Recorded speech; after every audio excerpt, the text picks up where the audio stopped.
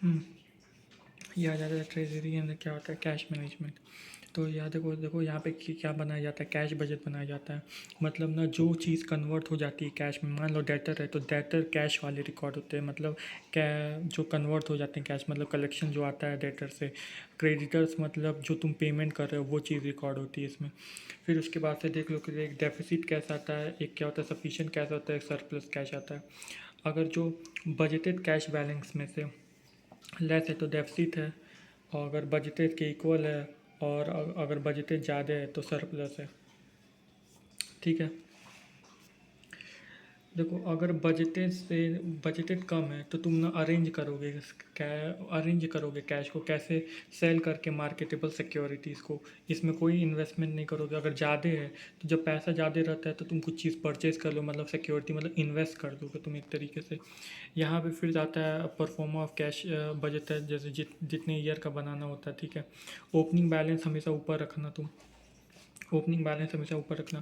देखो अगर minimum desired cash balance आएगा तो ओपनिंग वाला भी ऊपर और नीचे वाला भी क्लोजिंग सिम इक्वल रहेगा। मान लो मिनिमम 20,000 रखना है तो ये 20,000, और ये नीचे वाला भी ये जो कैश बैलेंस वो भी 20,000। और फिर यहाँ पे तुम एडजस्टमेंट करोगे 20,000 तक आने के लिए कि कौन सा हमको सेल करना है, कौन सा हमको इन्वेस्टमेंट करना है। देखो जब इन्वेस्टमेंट करोगे तो लेस करोगे। देखो तुम्हारे पास सरप्लस है तो मान लो तुमको 50K में मेंटेन करना है तो 20,000 है, तो तुमको 30K और चाहिए, तो तुमको अरेंजमेंट ऑफ कैश करना, मतलब ऐड करना होगा कैश को। और तुम्हारे पास सरप्लस है, मान लो 50,000 मेंटेन करना है, मिनिमम डिज़ायर कैश बैलेंस 50,000 है, और तुम्हारे पास ऑलरेडी 100K है, तो 50,000 तुम क्या कर दोगे, इन्वेस्ट कर सकते हो उसमें। तो ये होता है। प्लस दो चीज़ ये देखना, ये ओपनिंग वाला ना यहाँ, ये अक्टूबर वाला ये टोटल में आएगा, और क्लोजिंग में ना ये वाला दिसंबर वाला इधर आएगा। ऐसा मत करना सबको प्लस करके लिख दे, नहीं, ये वाला यहाँ पे टोटल में और ये वाला यहाँ पे टोटल में, और बाकी सब प्लस करके लिखाया जाएगा। ठीक है। एक चीज़ ये गलती होती है। और हाँ, ओपनिंग बैलेंस 1 साल का दिया रहेगा, फिर तुम क्लोजिंग निकालोगे, फिर उसके बाद ओपनिंग में ट्रांसफ़र करोगे, फिर क्लोजिंग निकालोगे, क्लोजिंग निकालो, फिर उसको ओपनिंग में ट्रांसफ़र करोगे। तो इस तरीके से चलेगा।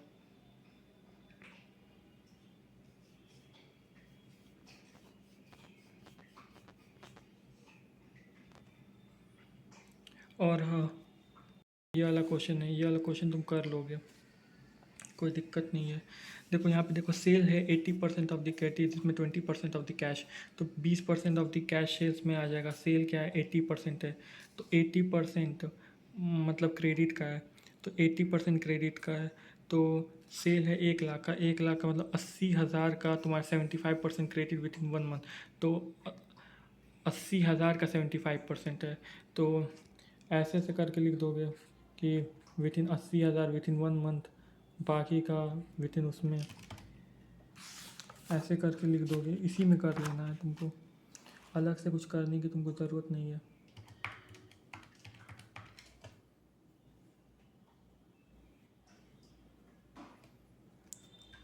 देखो 1 लाख था, 1 लाख का 20% तो कैश सेल हो गया, उसमें 80,000 बचा, तो 80,000 का 75% यहाँ पे, फिर 25% यहाँ पे। तो ऐसे ऐसे ऐसे कर दोगे, ऐसे ऐसे करके, और फिर बाकी का कर लोगे। फिर ये 3 का है तो इन तीनों का फुलफ़िल कर लोगे। ठीक है। तो इस तरीके से तुम करना है।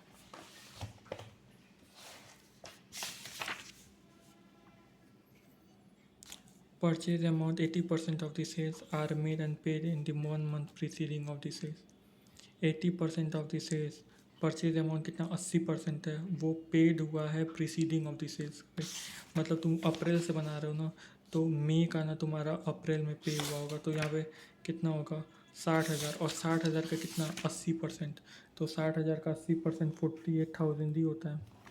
देख लेते हैं, 60,000 का 80%, हाँ 48,000 आ रहा है, तो वही सिंपल है। फिर उसके बाद तुम्हारा लिख रहा है क्वार्टर, क्वार्टर क्या होता है, जनवरी अप्रैल, फिर मार्च मई जून, जून आता है ना क्वार्टर, अप्रैल मई जून, तो 3 3 महीने का होता है, तो अप्रैल अप्रैल को भी कंसीडर करोगे, मई जून, जून होता है। तो वैसे करके कर लोगे। और यहाँ पे मिनिमम 20,000 तुमको मेंटेन करके रखना है, और फिर कुछ हो रहा है तो तुमको सरप्लस और डेफिसिट कर देना, क्योंकि यहाँ पे लिखा है minimum desired cash balance. Minimum desired cash balance मतलब 20,000 ओपनिंग बैलेंस में, तो वही तुमको मिनिमम डिजायर्ड मेंटेन करके रखना है। तो जैसा कि मैंने बताया था, देखो मिनिमम है तो ऊपर का भी वही होगा, नीचे का भी क्या होगा तुम्हारा, वही होगा। और कुछ भी हो रहा है तो वो सरप्लस और डेफिसिट में कंसीडर कर लोगे। फिर यहाँ पे कैश बजट बनाना है तुम्हारा अक्टूबर से लेकर के दिसंबर तक का। और यहाँ पे बोल रहा है तुमसे टोटल भी बनाने के लिए, तो रिक्वायरमेंट देख लेना टोटल। तो यहाँ पे देखो टोटल बनाने के लिए बोल रहा है, तो 8,000 का यहाँ पे भी 8,000 लिया हुआ है, और इसका यहाँ पे लिया हुआ है। सब चीज़ कंसीडर करने के बाद ऐसा मत करना कि 84,000 को ही तुम ना ओपनिंग में लिख रहे हो। अगर भाई टेम्प्रेरी और लिक्विडेशन इन सब का एडजस्टमेंट करने के लिए बोला है तो वो करोगे तुम, ठीक है। अब बोला भी क्या है, मिनिमम लिख दिया है तो मतलब तुमको एडजस्ट करना ही पड़ेगा, अगर 20,000 नहीं है तो। उसके बाद से आ रहा है तुम्हारा कि 10% सेल्स कैश बेसिस पे, तो 10% तो तुम कैश सेल्स बेसिस पे कर दोगे, ठीक है। And 50% of the credit sales are collected next month and balance of the following month. मतलब यहाँ पे 50%, देखो कैश सेल्स कितना है, 10% है। सेल्स कितना है अक्टूबर का, इसका 10%। 10% किसके बेसिस पे है, कैश बेसिस पे है, तो 10% कितना हो गया इसका, 4600 हो गया ना। देखो 10% कैश बेसिस मतलब 4600 हो गया, मतलब ये अक्टूबर से बना रहा है 4600। उसके बाद से बोल रहा है 75% अगले महीने में, नहीं उसके बाद से बोल रहा है 50% नेक्स्ट मंथ में, और बैलेंस कितना फॉलोइंग मंथ में।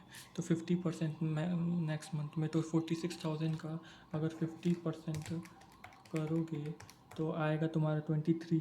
तो 23 का तुम अगले मंथ में, तो 23 का तुम्हारा 50% क्रेडिट, मतलब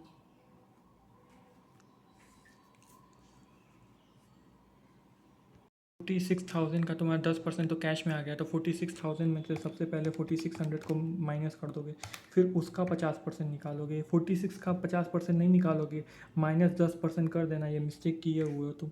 तो उसका 50% तो जब निकालोगे तो उसका 50% 20,700 आएगा। तो 20,700 अगले मंथ में, उसके बाद 20,700 फॉलोइंग मंथ में। तो ऐसे ही इसका भी निकाल लोगे। और फिर इसका ट्रीटमेंट करना है तुमको, तो तुमको अगर तुम अक्टूबर का बना रहे हो तो तुमको अगस्त में जाना पड़ेगा। तो अगस्त का 40,000 -10% कर दोगे, तो 40,000 में से 4,000 घटा दोगे, उसका 50% अगर निकालोगे तो 18,000 आएगा। तो अगस्त सितंबर और अक्टूबर, तो 18,000 यहाँ पे आ जाएगा। और सितंबर में जाओगे तो 42,000 में से 4,200 माइनस करोगे, और फिर उसका 50% करोगे तो 18,900 आ जाएगा। तो इस तरीके से करके कर दोगे।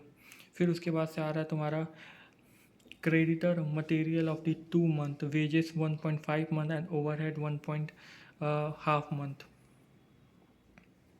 अब ये है ना क्रेडिटर मटेरियल 2 मंथ, मतलब क्रेडिट है तो 2 मंथ के लिए, तो 2 मंथ बाद पैसा आएगा। तो जैसे कि मटेरियल है, तो मटेरियल एक तरीके से क्या होता है, क्रेडिटर पे परचेज़ की हो तुम, पेमेंट की हो, मटेरियल को पेमेंट की हो ना, तो पेमेंट टू द क्रेडिटर्स में आता ही है। फिर उसके बाद से 20,400 है, तो 20 अगस्त में, तो उसको 2 मंथ बाद तुमको मिल रहा है। तो अक्टूबर में तुम उसका तुमको पैसा तुम मिलता है। क्रेडिटर 2 मंथ, सॉरी क्रेडिटर को 2 मंथ के बाद तुमको पैसा देना होता है, मिलेगा नहीं, डेटर का लिए पैसा मिलता है ना। क्रेडिटर को तो तुमको 2 मंथ पेमेंट करना पड़ेगा। तो पेमेंट टू द क्रेडिटर करोगे तो 20,400 तुम अक्टूबर में दोगे, 20,000 तुम नवंबर में दोगे, और 19,600 दिसंबर में दोगे। देखो 19,600 दिसंबर में दोगे। फिर वेजेस के लिए तुम 1.5 मंथ के बाद तुम उसको 1.5 मंथ, 1.5 ऑफ द मंथ, इसका मतलब ये बोल रहा है, मतलब कि ना 1.5 मंथ तो मतलब इसका मतलब है 1.5 को करोगे तो 20% आएगा। तो 20% है तुम्हारा उधार है, 80% तो पे हो जाती है। तो मतलब कि अक्टूबर का अक्टूबर का कितना है, अक्टूबर का 8,000 है, तो 8,000 का तुम 80% तो तुम तुरंत पे कर दे रहे हो। और तुम्हारा क्या कहते हैं 20% तो वो अगले मंथ में आएगा। 1.5 फिफ्थ मंथ, तो तुम 1.5 मंथ तुम तुरंत पे कर दे रहे हो और 80% अगले महीने तुम पे कर रहे हो। तो 6,400 तो तुम इसी मंथ में पे कर दे रहे हो। अक्टूबर है ना, अक्टूबर का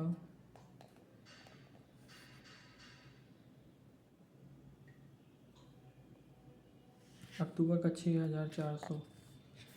अब ये कंफ्यूज मत हो जाना कि अक्टूबर यहाँ पे 6,400, क्योंकि यहाँ पे ना देखो मतलब उल्टा सीधा ये लिख दिया। तो अक्टूबर का 6,400 है वो उसी मंथ में पे हो जाता है और उसका 80%, मतलब कि 8,000 का 20% तुम्हारा 1,600 वो अगले महीने में पे होता है।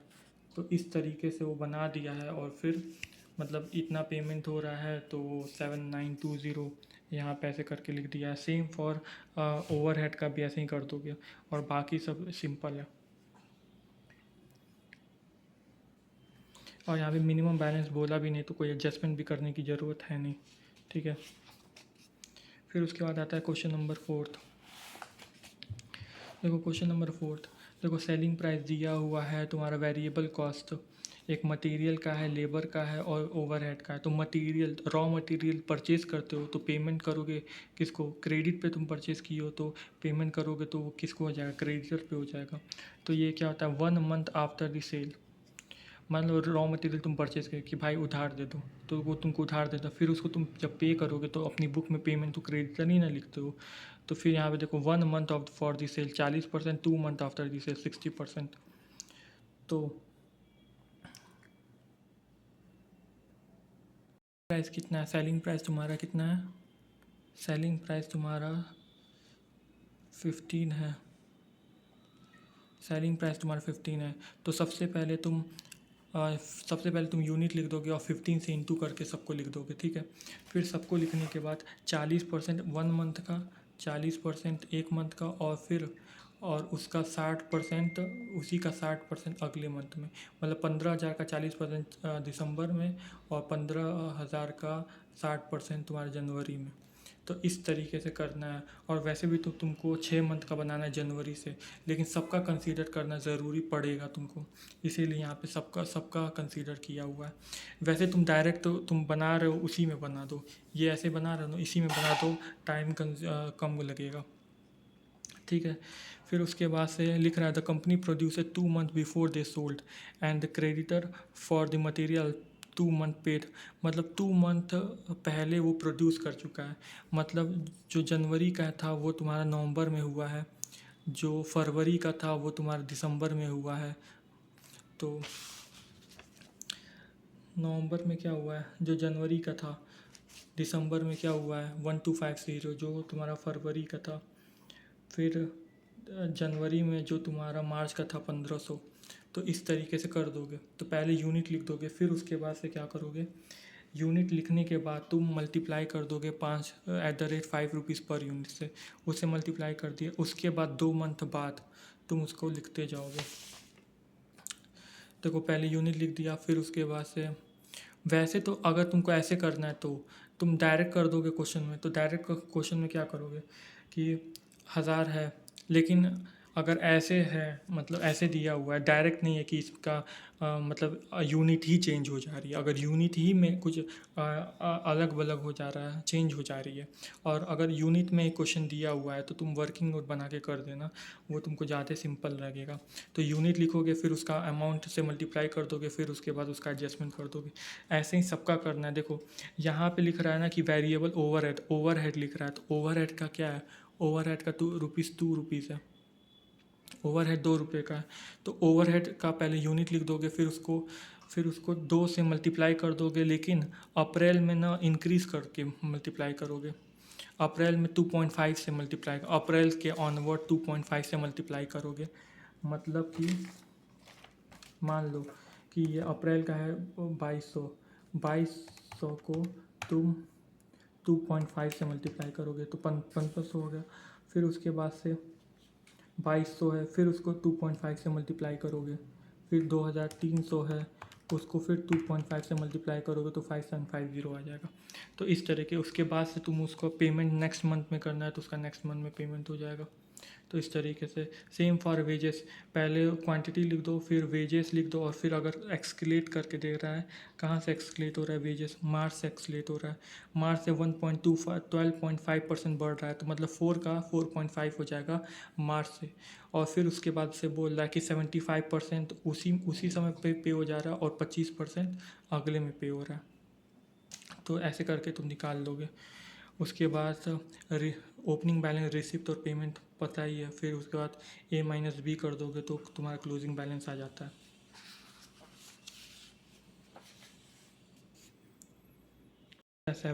7 वाला देखो, 7 वाला भी तुम्हारा है कि उसको भी तुमको कैश बजट बनाना है। कैश बजट कितने मंथ का बनाना है? 3 मंथ का बनाना है। तो जनवरी फरवरी मार्च का तुमको कैश बजट बनाना है। तो वही ओपनिंग बैलेंस के रिसिप्ट और पेमेंट आता है। तो ओपनिंग कैश बैलेंस तो तुम्हारा दिया हुआ है 4। फिर रिसिप्ट में, तो रिसिप्ट में सबसे पहले तुमको यहाँ पे ट्रिगर करना पड़ेगा कलेक्शन फ्रॉम डेटर से। तो कलेक्शन फ्रॉम डेटर तो दिया नहीं हुआ है, डेटर का तुम्हारा ओपनिंग दिया हुआ है। ओपनिंग कैसे पता चल रहा है कि 1 जनवरी यहाँ पे लिखा है, और फिर ये सब यहाँ पे तुम्हारा क्या दिया है, क्लोजिंग दिया हुआ है, मतलब at the end of the each month यहाँ पे तुम्हारा क्लोजिंग दिया हुआ है। तो तुम कैसे निकाल लोगे डेटर को, कैसे निकालोगे? मान लो कि ओपनिंग डेटर है, ओपनिंग डेटर तुम डेटर को बेचे हो, opening debtor plus sales minus closing debtor, तो तुमको पता चल जाएगा कि तुम्हारे पास कितना पैसा आया हुआ है। रिसिप्ट तुमको रिसिप्ट तो from the debtor, collection from the debtor करना है, तो वही ओपनिंग डेटर प्लस ऐड के सेल्स लेस डेटर कर दोगे तो तुम्हारे पास आ जाएगा, और फिर तुम यहाँ पे लिख दोगे।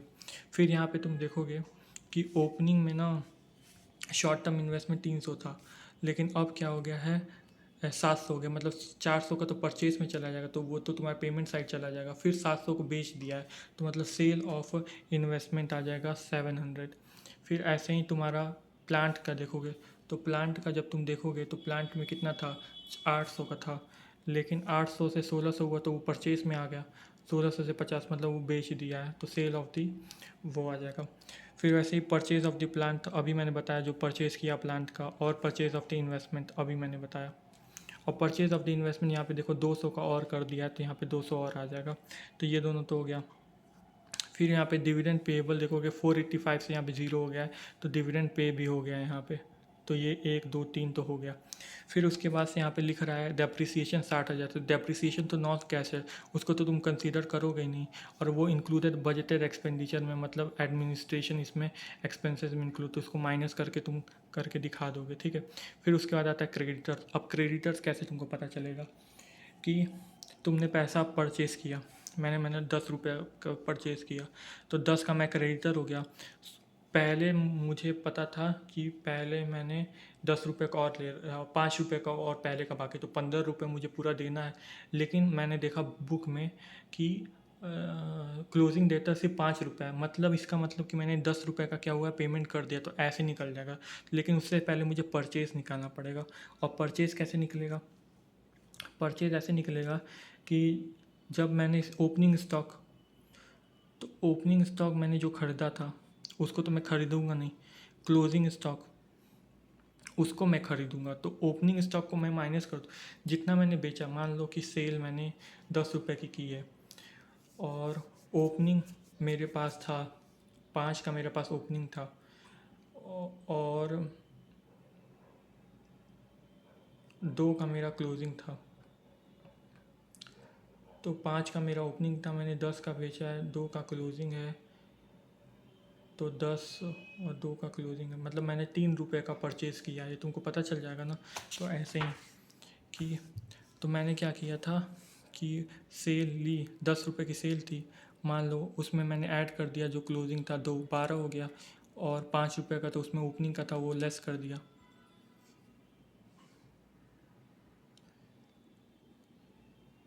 तो बाकी का तो फिर मैंने परचेज़ ही किया होगा।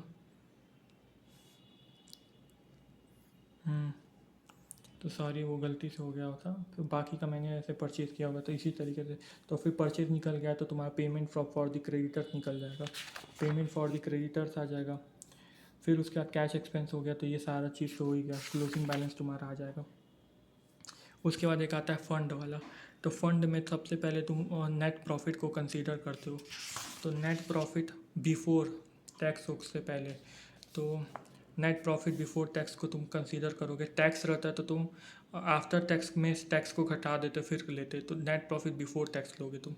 तो नेट प्रॉफिट जब तुम बिफोर टैक्स ले लोगे तो उसमें तुम ऐड कर दोगे डेप्रिसिएशन, क्योंकि डेप्रिसिएशन तो नॉन कैश है और तुमने पहले माइनस कर दिया है, तो उसको ऐड कर दोगे डेप्रिसिएशन वो भी मान लो 3 मंथ का निकालो तो इंटू 3 करके करोगे, 60,000 इंटू 3, तो ऐसे करके, क्योंकि हाँ। तो और फिर उसके बाद से जो वर्किंग कैपिटल में कंसीडर नहीं होगा वो वहाँ पे आएगा।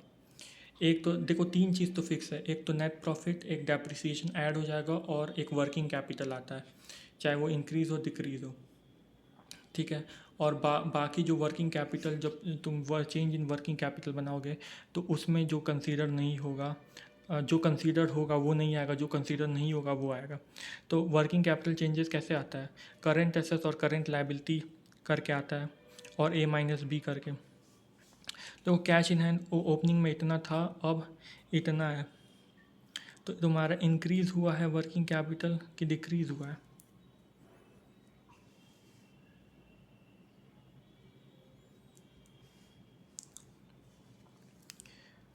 ओपनिंग में इतना था, क्लोजिंग में इतना है, ओपनिंग में इतना है। अब बताओ, पहले तुम्हारा 2065 था, ए माइनस बी। देखो मैं तुमको एक बना दे, देखो यहाँ पे नेट प्रॉफिट कंसीडर किया जाएगा, डेप्रिसिएशन और ऐड और माइनस वर्किंग कैपिटल चेंजेस। जब वर्किंग कैपिटल डिक्रीज होता है तो उसको ऐड करते हैं, जब वर्किंग कैपिटल लेस होता है तो वर्किंग कैपिटल इंक्रीज होता है तो उसे लेस करते हैं।